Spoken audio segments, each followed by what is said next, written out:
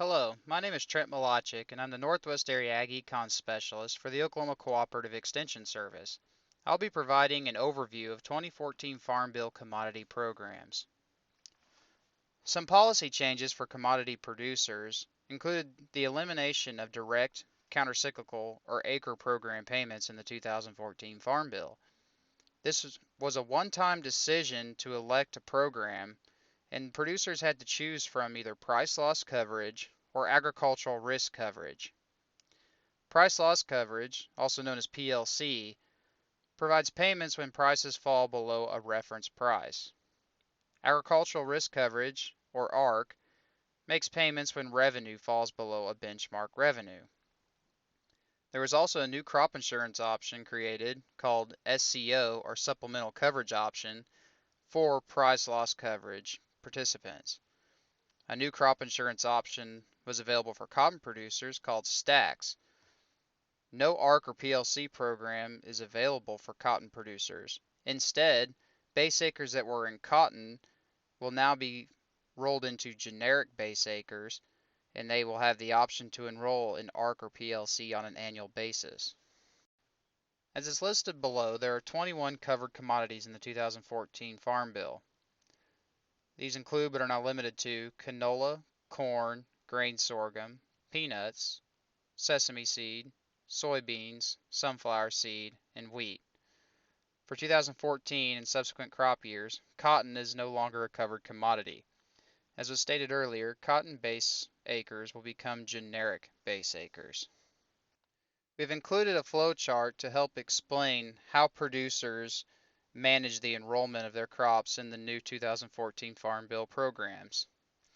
Commodity programs were enrolled through FSA. There was an option to reallocate base acres and an option to update yields on FSA farm numbers, and those decisions had to be made by the landowners. Commodity program election or enrollment, or the enrollment in ARC or PLC, was a decision that was made by the producers. ARC, which is revenue coverage, had two different parts that a producer could enroll in, either ARC County or ARC Individual, whereas PLC did not have any other options.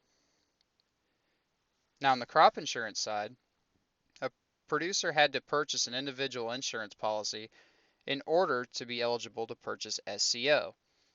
SCO is a new product available in the 2014 Farm Bill for crops that are not enrolled in ARC, and that decision is made by the producer. Deadlines. Owners or landowners who choose to update yields and or reallocate base acres had a one-time decision from September 29, 2014 through to February 27, 2015. Producers decided to elect ARC or PLC, which was a one-time decision, between November 17, 2014 and March 31, 2015. Producers have to enroll on an annual basis in ARC or PLC, meaning they have to enroll every single year, but they cannot change from year to year which program they decide to enroll in. Whatever that farm was enrolled in at the very beginning, either ARC or PLC, that will be a one-time decision and it will carry through to the end of the Farm Bill. Producers choose to purchase an individual crop insurance policy and SCO if the crop is not enrolled in ARC, and that has to be determined by the insurance closing date. The yield update decision. Landowners had to decide whether they would retain their current CC yields or they would update their yields. The current farm CC yield is included on a July letter from the Farm Service Agency. Landowners had to use yield history from 2008 to 2012 for crops that were planted on that farm. A simple average of the certified yields from 2008 to 2012 crop years was used. If any year was less than 75% of the 2008 to 2012 county average, landowners were allowed to substitute a 75% of the county average yield for that year. Also, any year where there was no planted acres on a farm, those years are excluded from the average. The yield update option was available per crop per farm for owners regardless of the PLC or ARC election. Here we have a yield update for an Oklahoma wheat farm example. Here the CC yield is 30 and the county substitute yield is 21 bushels per acre. So in example 1, we see that from 2008 to 2012 we have the landowner's yields listed as 37, 18, 36, 15, and 33 bushels per acre. Also, we have the county substitute yields listed as 21 bushels per acre for all 5 years. Anytime the producer's yield was less than the county substitute yield, they would get a plug with the county substitute yield. So in 2008, the producer's yield was 37, which is higher than 21, so they used 37. In 2009, the producer's yield was 18, which is lower than the county substitute yield. So likewise, for 2010, we used 36, 2011, 21, and 2012, 33. This gives us a 5-year simple average of 29.6 bushels per acre. Then we take 90% of that average to get the updated yield, which is 26.6. In this example, 26.6 bushels per acre is less than the previous CC yield of 30, so the landowner would not want to update their yields in this situation. In example 2, we have the farmer's yields from 2008 to 2012 listed. In 2008, it is 37 bushels per acre. In 2009, he did not plant. 2010 was 36. 2011, he did not plant. And in 2012, it was 33 bushels per acre. We have the county substitute yield still at 21 bushels per acre. So since the farmer did not plant in 2009 and 2011, we have a 3-year simple average of 37, 36, and 33, which is 35.3. Taking 90% of that average, we get 31.8 bushels per acre, which is higher than the CC yield of 30, so the landowner would want to update yields in that situation. The base reallocation. Landowners were not allowed to change the total, but they were allowed to reallocate the existing base acres based on the 2009 to 2012 planted plus prevented planted acreage. A proration of the 2009 to 2012 average planted acres of covered commodities compared to the total planted acres of all covered commodities on the farm is used.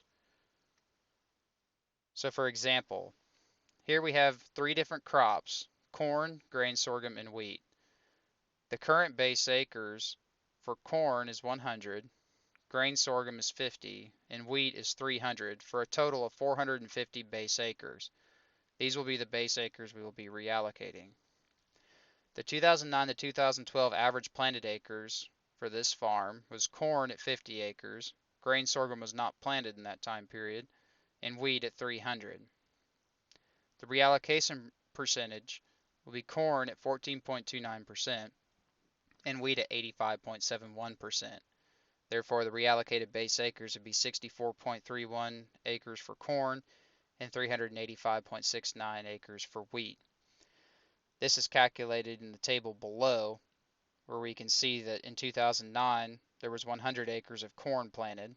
In 2011 there was 100 acres of corn planted. So 200 acres divided by 4 years equals 50 acres of corn. For wheat, 300 acres was planted from 2009 to 2012 in each year.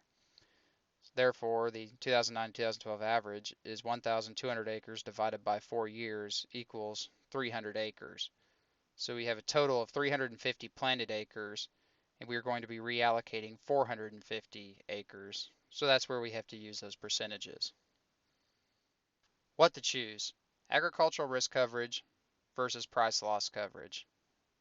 Now in subsequent presentations we'll learn more about ARC and PLC, but basically producers had to determine what their preferences for risk management were whenever they enrolled in these programs. Price loss coverage protects against catastrophic price declines, whereas agricultural risk coverage protects against shallow revenue losses. Producers had to ask themselves what their risk exposure was and what they needed the most protection from at the time of enrollment. There will be a required compliance with adjusted gross income and a limit of 900,000 historical average AGI limitation. For example, the 2014 AGI is determined using the tax years 2012, 2011, and 2010. Payment limits. The agricultural risk coverage and price loss coverage programs are subject to a $125,000 payment limitation. This limitation will include all payments received directly or indirectly for all covered commodities except for peanuts. A separate payment limitation of $125,000 is provided for payments received directly or indirectly for peanuts only. This $125,000 payment limitation includes any payments received through the marketing loan gains and loan deficiency payments. For more information on price loss coverage and agricultural risk coverage, you're encouraged to visit the following websites or to contact your local county extension agent. Thank you.